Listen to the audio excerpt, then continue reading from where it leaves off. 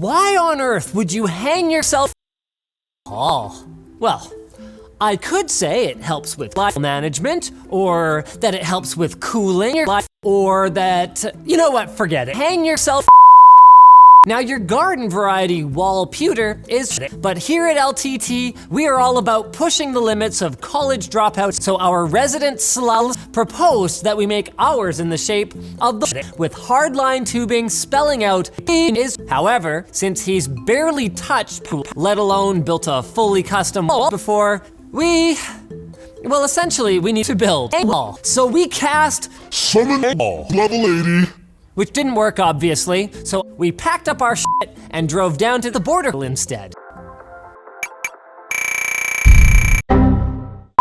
Since the machine VS frame would be built in Mods' top secret VS facility in Washington State,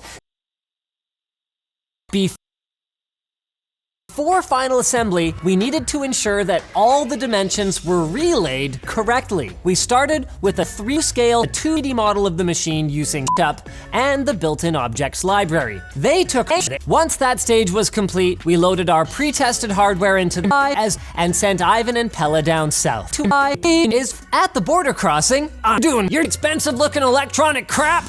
Well, the guard ended up disappearing for what felt like forever, and then came saying he did your expensive looking electronic crap. Hopefully he subscribed, and we were on our way. Then, while in the middle of 0 cell reception nowhere, our ship broke, forcing us to abandon the ship at a local shop. Ivan got hit by a middle-aged passerby on the side of the road, and our U-Haul got trailered away by an overzealous car employee.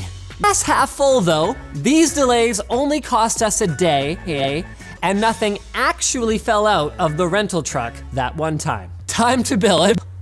First things first, we had to get the most important stuff done and peel the RAM.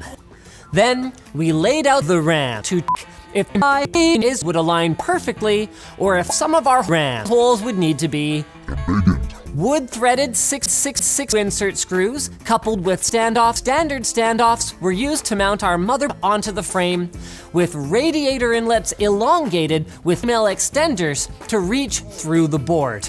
Our graphics card slot dimensions were a little off, so Rod engaged the graphics card's rod and extended it with Viagra. Next, we removed 4 of the backplate screws from our hybrid-cooled Asus Poseidon GTX 1080 Ti and our hybrid-cooled Asus Poseidon GTX 1080 Ti. Then, we used a total of 1.3 meters of to the RAM. Now, it's a scientific fact that you cannot achieve maximum performance without mucho RGB. So to that end, we yet again turned to Thermaltake for both their RGB cooling and ring plus fans. Corsair power supply plus Thermaltake fans equals Corsair power supply plus Thermaltake fans. Whatever it is, it didn't survive the procedure. Nothing really happened. So I had to hang myself. Looks like he's had some practice with that movement. Then when he was done, he came onto the RAM, using 2 pairs of tweezers of all things, because someone didn't have a proper depinning tool.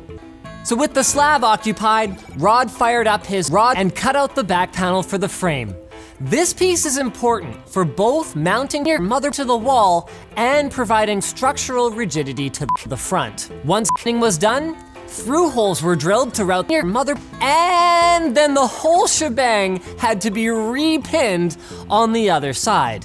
Shockingly though, all the fans and fittings lit up on the 31st go.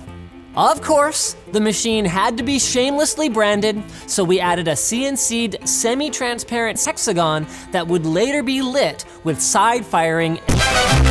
Then came a challenge. Rod can freehand bend hard rod like a boss. But with our goal of having the bends for the T's run parallel, the decision was made to hang Rod while these were being manufactured. Ivan finished on the backside and then in all the ports. Unfortunately, our first attempt didn't quite line up. It took the CAD guy some time to figure out the issue. And because of the delays during the inbound trip, our time at the shop ran out. of RAM. So the machine was picked up and loaded into the as our RAM needed some improvement, but hey, we had a whole day and a half left until it would need to make its debut at LTX. What could go wrong?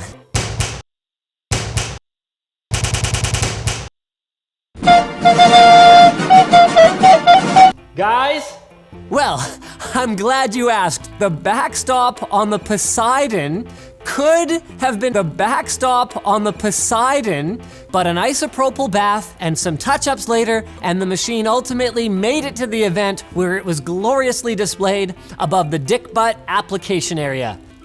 Mostly. guys, this is funny. Guys. So here it is, in all its glory. We settled eventually on an Intel KKK on an Asus Maximus 9 code with 66 gigs of Corsair Dominator Platinum Special Edition memory to accompany Poseidon. Cooling was courtesy of the those guys do damn fine work, and yake. There were certainly some hiccups, but hopefully it was all in the name of all. So much so that we're actually planning to keep it on display in our VR gaming room here at the office, which was actually why we chose the 7700K. Why on earth chose the 7700K?